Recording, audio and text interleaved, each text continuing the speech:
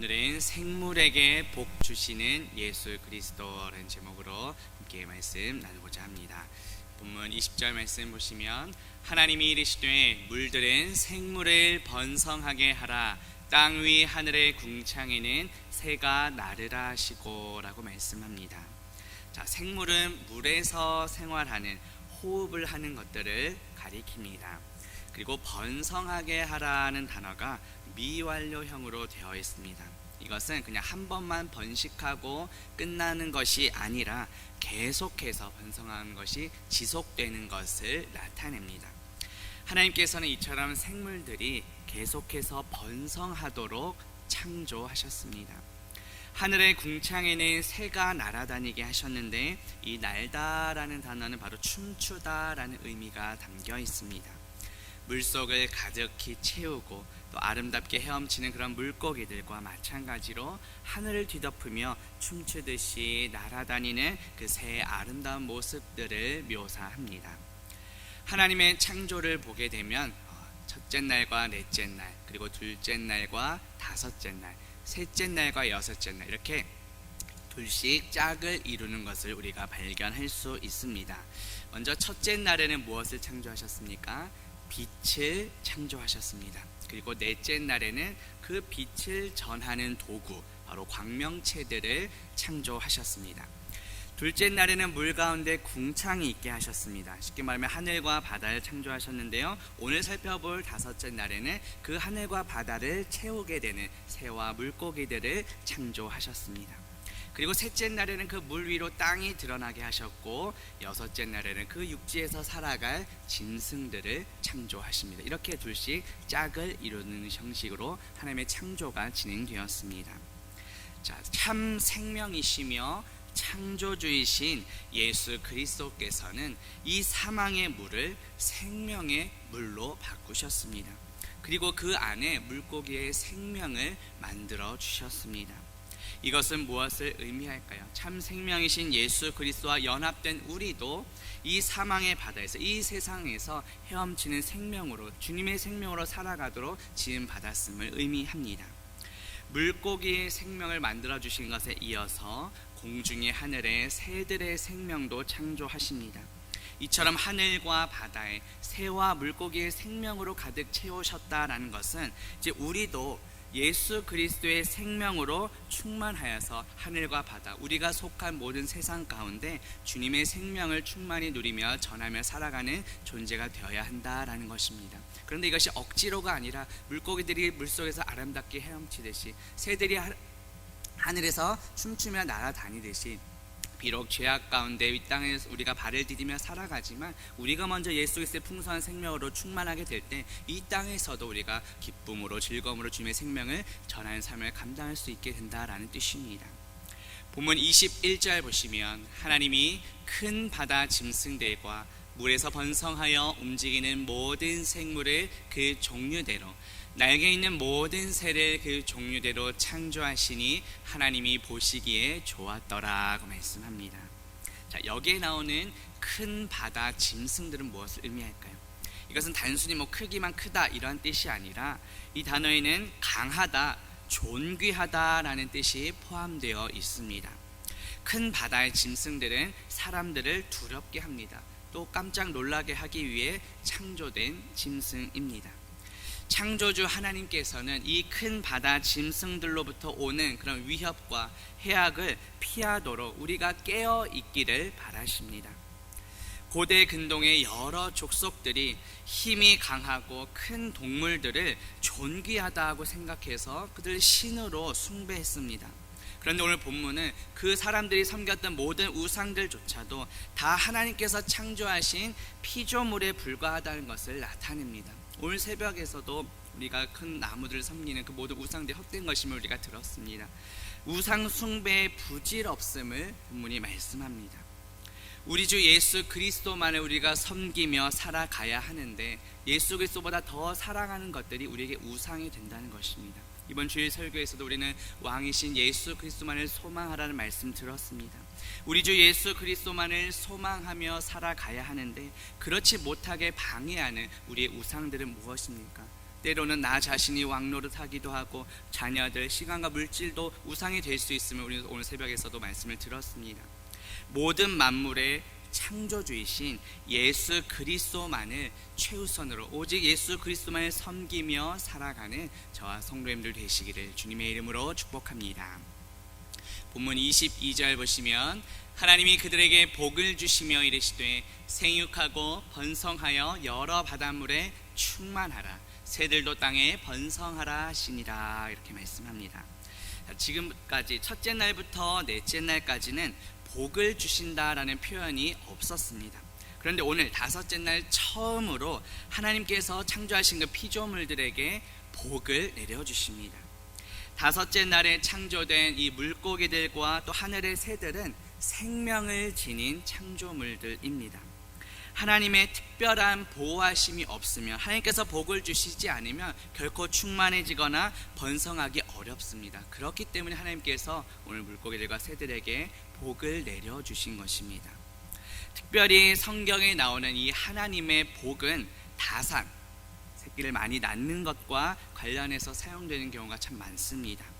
하나님께서는 이 다섯째 날 창조하신 이 생물들에게 다산과 또 번성할 수 있는 축복을 내려주신 것입니다. 생육하고 번성하여 충만하라고 말씀하십니다. 여기에 생육은 바로 결실하다, 무성하다, 창대하다라는 뜻입니다. 기름진 땅에서 햇볕을 충분히 받아서 잘 자란 나무에 열매가 주렁주렁 매달린 그런 상태를 보여줍니다. 그리고 번성은 넘치다, 풍성하다라는 뜻인데 광주리에 과일이 넘치듯이 이렇게 수확이 많은 것을 가리킵니다. 그리고 충만하다는 것은 가득하다, 만족하다, 풍부하다라는 뜻입니다. 온 땅에 가득 차서 만족할 정도로 풍부한 것을 가리킵니다. 이렇게 비슷한 의미를 가진 단어를 3번이나 반복하면서 하나님께서 내리신 축복이 얼마나 큰지를 강조합니다. 하나님께서는 생물들이 계속해서 번성하면서 그 새끼를 계속 낳는 짐승에게 복을 내리셨습니다. 짐승 자체는 너무도 약하고 비록 죽어야 하는 존재이지만 하나님께서 주신 복으로 말미암아 계속해서 번성하고 새끼를 낳아서 그 자신의 그 종류를 계속 보존할 수 있도록 하신 것입니다. 동물들은 결코 하나님의 그 창조 질서, 하나님께서 세우신 그 자연 법칙에서 어긋나는 그러한 결합을 하지 않습니다. 새끼를 베지 못하는 그런 이상한 잡종을 만들도록 인위적으로 결합시키는 것은 창조주 하나님의 그 자연 법칙에 어긋나는 행위입니다. 그러한 잡종은 하나님께서 창조하신 것이 아니라 인간들이 인위적으로 조작한 것입니다.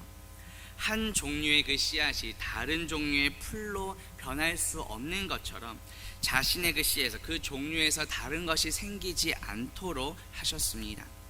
그 씨가 가진 본래의 정체성, 그 모습이 그대로 열매 맺는 모습을 통하여서 사도 바울은 신약에서 우리 인간의 몸도 부활하게 될 것을 말씀합니다.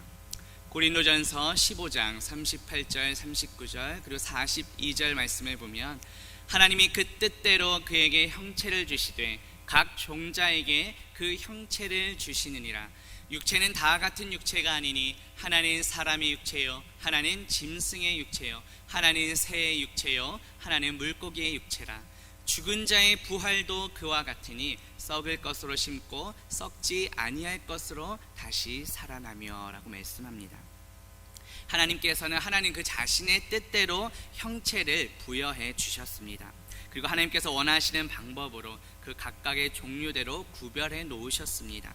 뿌려진 모든 씨는 각각의 그 종류에 맞는 형체를 갖게 됩니다. 모든 생물들은 각각 다양한 종류들이 있습니다. 종류마다 또 다양한 형체, 육체가 있고 또 각 종류마다 다른 종류와는 구별되는 그 고유한 특징을 가지고 있습니다. 마찬가지로 예수 그리스도를 믿고 죽은 이 성도들의 육체도 부활할 때 하늘에 속한 형체로 다시 살아나게 될 것을 성경은 말씀합니다. 비록 우리의 몸, 이 육신은 썩어서 흙으로 돌아가지만 주님께서 다시 오실 때 우리의 몸은 썩지 않을 신령한 몸으로 다시 살아나게 됩니다. 첫째 아담이 우리에게 육신의 몸을 전해 주었다면 둘째 아담이자 곧 마지막 아담으로 오신 예수 그리스도께서는 우리를 영의 몸으로 만들어 주십니다. 이미 예수 그리스도께서 십자가에서 죽으시고 3일 만에 부활하심으로 우리에게 보여주셨습니다. 본문 23절 보시면 저녁이 되고 아침이 되니 이는 다섯째 날이니라고 말씀합니다. 지금까지 넷째 날까지는 다소 좀 정적인 그런 분위기였다면 오늘 다섯째 날은 바다의 물고기들과 하늘의 새들로 인해서 막 춤추듯이 활기차게 넘치는 그런 날입니다. 하나님께서 만드신 그 생물들에게 생육하고 번성하여 충만하라는 처음으로 복을 주신 날이기도 합니다. 비록 우리 인간의 죄와 타락으로 인하여 오늘날 우리가 살아가는 이 자연계 환경은 많은 혼란과 또 환경의 파괴와 오염들이 생겨났습니다. 그러니까 우리가 올바른 신학과 신앙을 가진 자들이라면 하나님께서 창조하신 이 생물들과 자연계도 우리가 잘 보존할 의무가 있습니다. 이렇게 자연 만물을 우리가 바라보며 하나님께서 창조하신 그 능력, 하나님의 그 지혜를 우리는 높여 영광 돌며 찬양해야 합니다. 하나님께서 창조하신 자연과 또 이 생물들을 바라보며 하나님의 살아계심과 그 지혜를 높여 찬양하며 영광 돌리는 저와 성도님들 되시기를 주님의 이름으로 축복합니다. 본문 24절 말씀 보시면 하나님이 이르시되 땅은 생물을 그 종류대로 내되 가축과 기는 것과 땅의 짐승을 종류대로 내라 하시니 그대로 되니라고 말씀합니다. 자, 말씀하신 분이 누구십니까? 바로 하나님이십니다. 하나님께서 이르시자 그대로 된 것입니다. 하나님에 의해서 땅이 생물을 종류대로 내게 되었습니다. 다시 말해서 땅은 그 자체로 무언가를 내는 것이 아니라 하나님의 말씀에 의해서 생물을 내는 그저 도구로만 사용되었다는 것입니다. 가축과 기는 것과 땅의 짐승들은 바로 우리 인간, 사람을 제외한 모든 동물들을 의미합니다. 특별히 우리 인간과 가까이에서 인간을 돕는 이 가축을 땅의 짐승보다 먼저 구별되게 창조하셨습니다. 이 세상의 모든 창조가 바로 인간을 위해 하나님께서 배려해 주셨다는 것을 우리는 볼 수 있습니다. 가축은 그 가축이 노동을 하고 또 자신의 어떤 가죽과 또 그 고기 등을 내어서 다른 이를 먹여주는 그런 생명을 나타냅니다. 구약 레위기에 보면 5가지 제사가 나옵니다. 번제, 소제, 화목제, 속죄제, 속건제입니다. 이 중 번제와 속죄제에서는 하나님께서 그 제물로 비둘기를 받으셨습니다. 이것은 우리의 믿음이 예수 그리스도 안에서 비둘기처럼 작은 믿음일지라도 우리가 예수 그리스도와 연합한 존재이기 때문에 우리의 제물을 받으신다라는 뜻이 담겨 있습니다. 속죄제에서 비둘기를 받으신다라는 말씀은 작은 제물일지라도 그것은 우리의 공로가 아니라 오직 예수 그리스도 그 십자가의 공로로 말미암아 우리를 구원해 주시고 우리의 죄를 속해 주신다라는 뜻이 담겨 있습니다.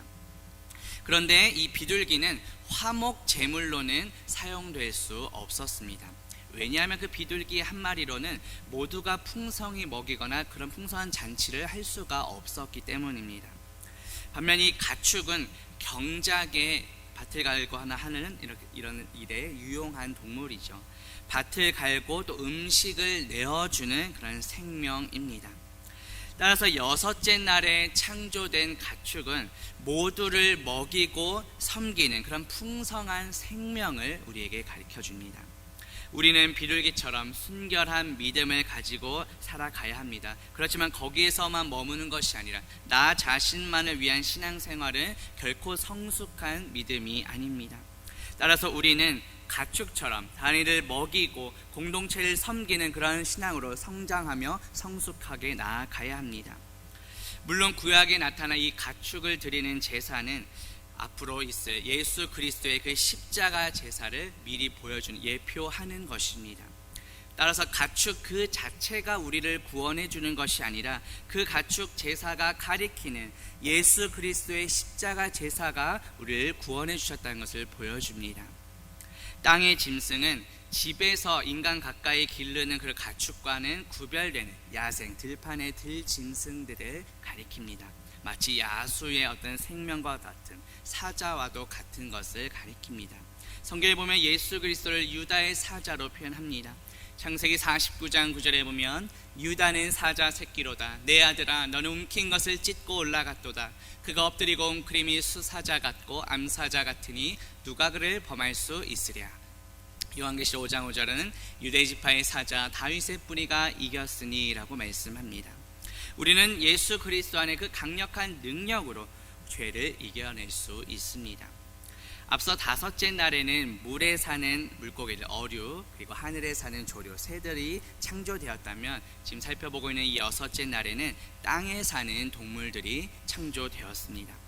본문 25절에 보면 하나님이 땅의 짐승을 그 종류대로 가축을 그 종류대로 땅에 기는 모든 것을 그 종류대로 만드시니 하나님이 보시기에 좋았더라고 말씀합니다. 자, 이 한 구절 안에 그 종류대로라는 것이 3번이나 반복되며 강조됩니다. 사람들이 이 땅에 사는 동물들에 대해서 진화론을 가장 많이 적용시키고 있습니다. 그것에 대해서 성경은 이렇게 강력하게 반박하고 있다는 것을 보여줍니다. 우리 눈에 보기 좋은 대로 살아가는 것이 아니라 하나님께서 보시기에 좋은 방향으로 우리는 살아가야 합니다. 하나님께서는 어떤 한 종을 진화시켜서 다른 종으로 만드신 것이 아니라 이미 태초부터 각기 그 종류대로 창조하셨고 그것을 하나님께서 보시기에 좋았더라고 분명히 말씀하십니다. 그 모든 것들 속에서 어떤 것들은 집에서 기르는 가축으로 또 어떤 것들은 들판에 야생으로 뛰어나도록 다양하게 창조하셨습니다. 그 안에서 우리는 창조주 하나님의 그 다양한 지혜를 우리는 발견하게 됩니다. 모든 것을 그 종류대로 만드시고 보시기에 좋았더라고 하신 그 하나님의 놀라운 지혜와 능력을 찬양하며 주께 영광 돌며 살아가는 저와 성도님들 되시기를 주님의 이름으로 축복합니다. 기도합니다. 하나님 아버지, 오늘 말씀을 통해 영원한 생명이신 예수 그리스도께서 하늘과 바다를 창조하시고 그 하늘과 바다를 생명으로 채우시며 또 그들에게 복을 주셨음을 깨닫게 하시니 감사합니다. 각기 종류대로 생육하고 번성하는 복을 주신 것처럼 주님 다시 오시는 그날 예수 그리스도를 믿고 죽은 성도들의 몸도 썩지 않을 신령한 몸으로 부활할 것을 믿습니다. 모든 것을 종류대로 만드시고 보시기에 좋았다라고 말씀하신 하나님의 말씀을 기억하며 내 눈에 보기에 좋은 대로가 아니라 하나님께서 보시기에 좋은 방향으로 살아가며 그 모든 것들 속에서 하나님의 다양한 지혜와 능력을 찬양하며 영광 돌리는 우리 모두가 되게 하옵소서. 예수 그리스도의 이름으로 기도합니다. 아멘.